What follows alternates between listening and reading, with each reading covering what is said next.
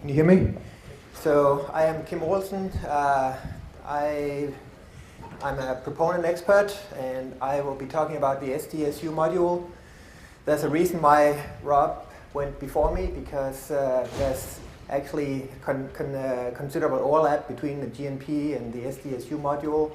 Most importantly, we're using the same long period component, same Green's functions. So a lot of the questions that Rob has covered will apply to the SDSU method as well. One of the main differences for the method is that it's using a scattering, small-scale scattering, multiple SS scattering for the high-frequency component. So let's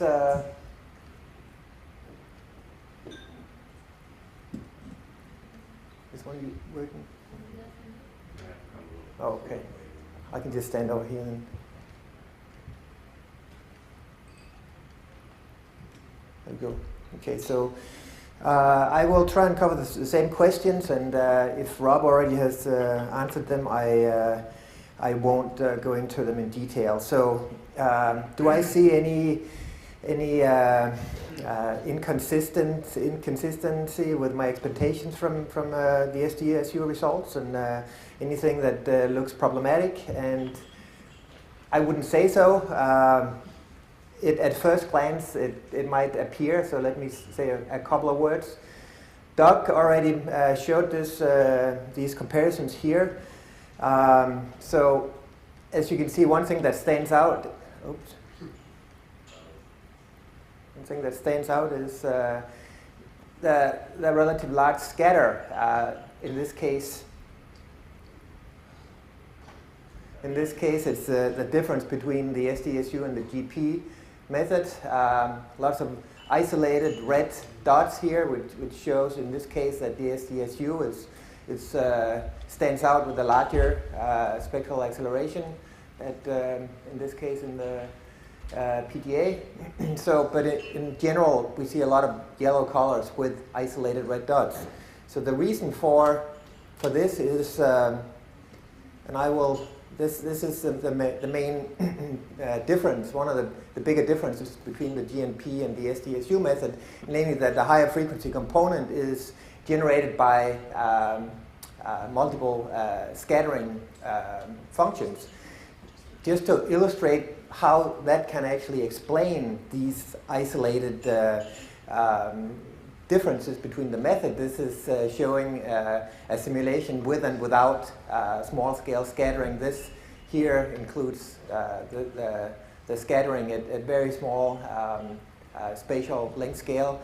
And so these two snapshots here of the wave propagation are equivalent, except for the inclusion of the scattering over here. And you can really see how these localized areas will stand out.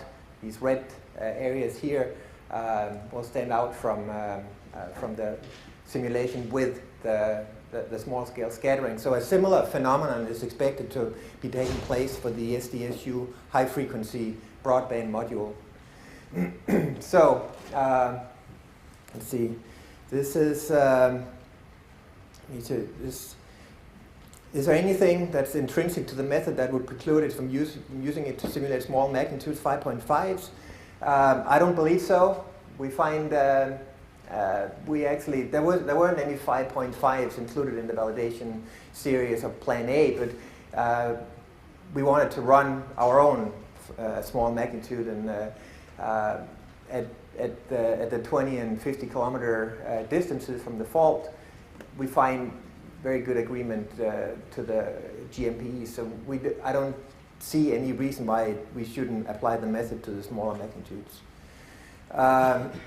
Here's an interesting plot of one of the forward simulations that either Katie or Jennifer showed, a magnitude 5.5 10-degree dip. We plotted up, so we have footwall and hanging wall over here, plotted up some of the GMPEs, and the stars is what we got from the SDSU module at 1 second. And you can see in general we don't replicate this high amplitude response right here on the above the fault trace, but other than that we get a a generally good match between the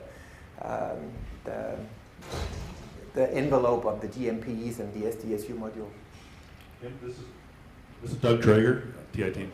If you go back one slide, I thought there's an interesting observation there. So it appears that the long period bias isn't present for the smaller magnitude case. Is that? That is correct. It doesn't seem to be in here for these events. The long period response is calculated the same way as for the larger plan A scenarios with the GP rupture generator. So and the same velocity structure, thus Green's functions. So it's interesting observation. Your model's low, is that right? Our model is low in the at the long periods. That's right.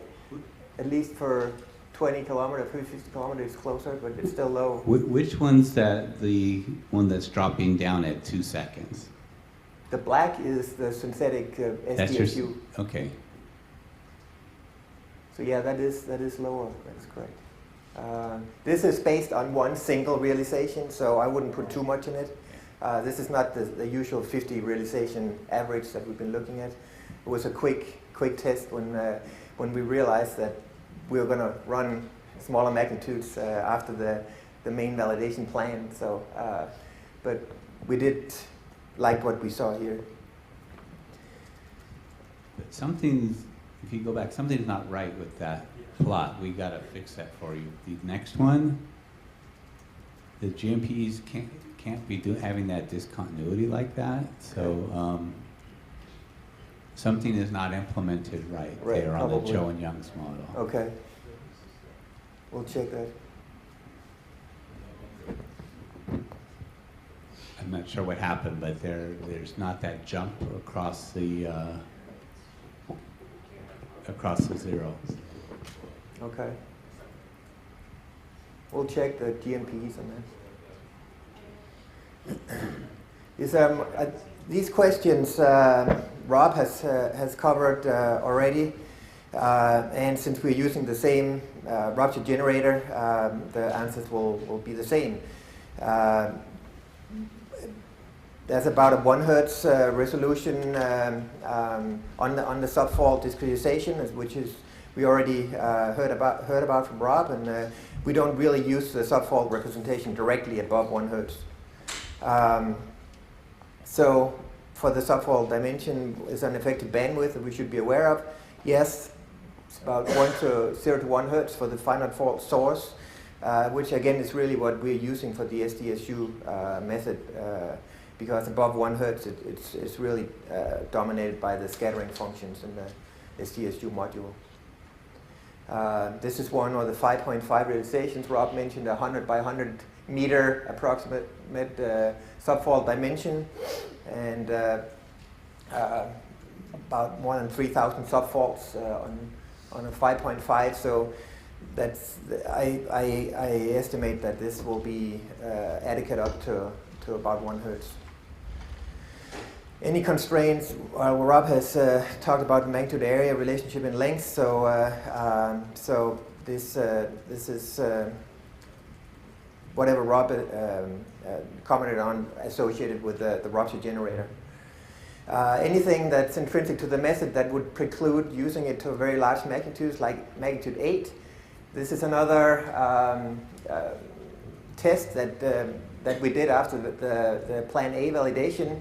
We had the SCEC magnitude 8 rupture on the southern San Andreas fault based on a dynamic rupture in a 3D velocity model.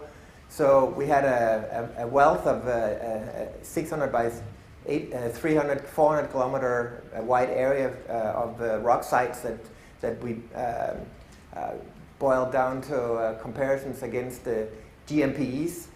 And this is 0.5 seconds, this is 0.2 seconds, and this is 0.1 seconds.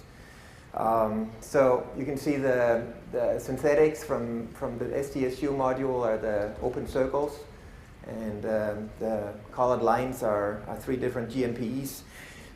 So as much as this is worth, you can see that we are not wildly off the GMPs in these 3 period ranges.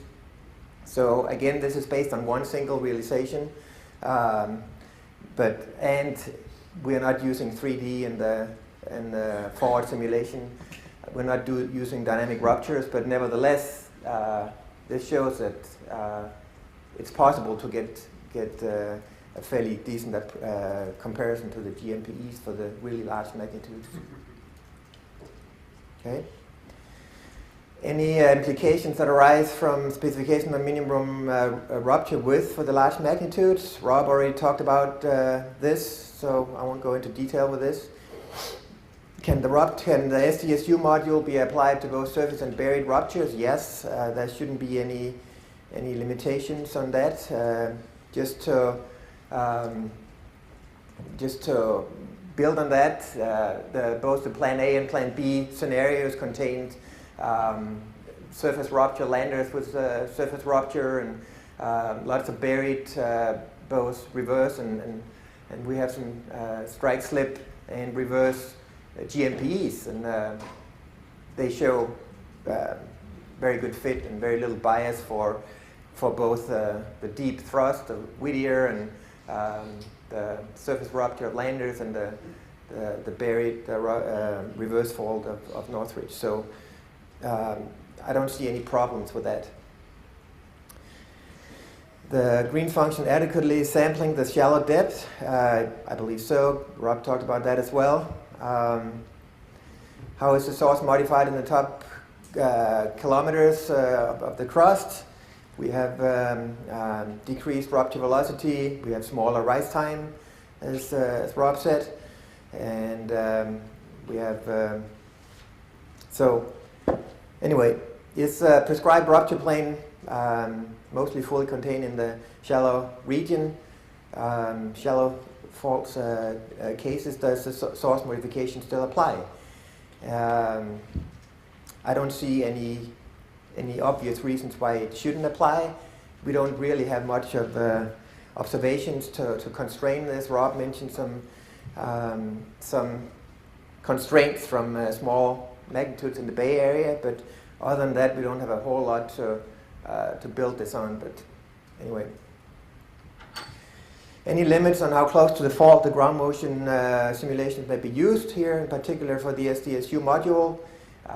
Theoretically, based on the method, no, there aren't any limitations. If the Plan A scenarios, in particular Landers and Totori, had a couple of very near field stations, Lucerne Valley for Landers, and I think GSH on Totori, which was very close to the fault trace, a couple of 100 meters. These are different periods for the SDSU method. There's no general trend that it's very off-based, in particular for the near stations, also for Lucerne Valley. So I don't really see why it would be a problem that to use the very near field ground motions from the SDSU module. How is CABA incorporated into the simulations? It's incorporated the usual way. As in the GNP method, we only apply CABA to the high frequency component above 1 Hertz. It's applied in the Anderson-Huff methodology with an exponential dependent on the frequency and a kappa value that we use about 0.04, the regional values for California that we've been using. Okay, and here's my references. Again, Yep. This is Doug Drager, TIT again. So I had one question was about how close to the fault, and a limiting situation is the closest Green's function, and then how well you can integrate over the nearest subfaults, given a sampling of maybe 100 meters or so. Probably at a kilometer, it's perfectly okay. At 500 meters, it might be okay. As you're approaching 100 meters, and the expectation would be that to handle that case, you'd have to go to even finer Green's function sampling and finer discretization of the fault. Right. Is that correct? That's correct, and depending on whether we need a couple of 100 meters, tens of meters from the fault, yes, we would probably have to use a finer discretization in the Green's function methodology. So I also found the plot that you showed for the magnitude 8 scenario comparing to GMP is very interesting, and my recollection is that the 3 periods that you're looking at were less than 1 second. Is that right? So what I wonder is, do you have information from the simulation in the 1 to 3 second passband? From the 1 to 3 second, we actually get a really good I didn't add this slide, but that was one of the first tests we did to compare the long periods, and it was right on the GMPs and up to 0 to 2 hertz or so. So that was very encouraging. So that might be something we can use that gives us some clue about 3D, dynamic rupture, complexity, and so on. That is not included in the current validation events. Are there any other questions for Kim? Or Rob? Yes. Ken.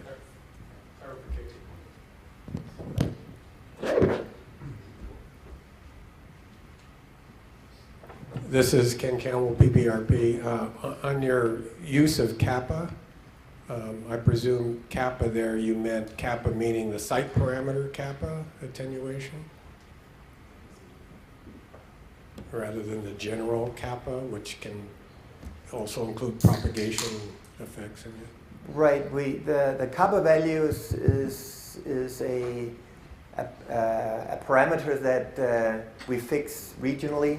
Most modelers have been using 0.04 for the California events. It's not distance dependent as far as I know, in any of the methods. So it's really a site term. So then in your scattering,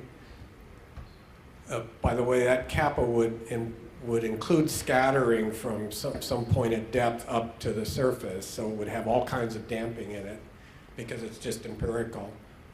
So in your scattering, do you also include scattering effects up to 0 depth? Or, in other words, I'm just sort of searching, is there a double counting here of attenuation effects in close? The scattering in the high frequency scattering approach at the SDSU module is distance dependent. Longer distance, larger scattering volume included.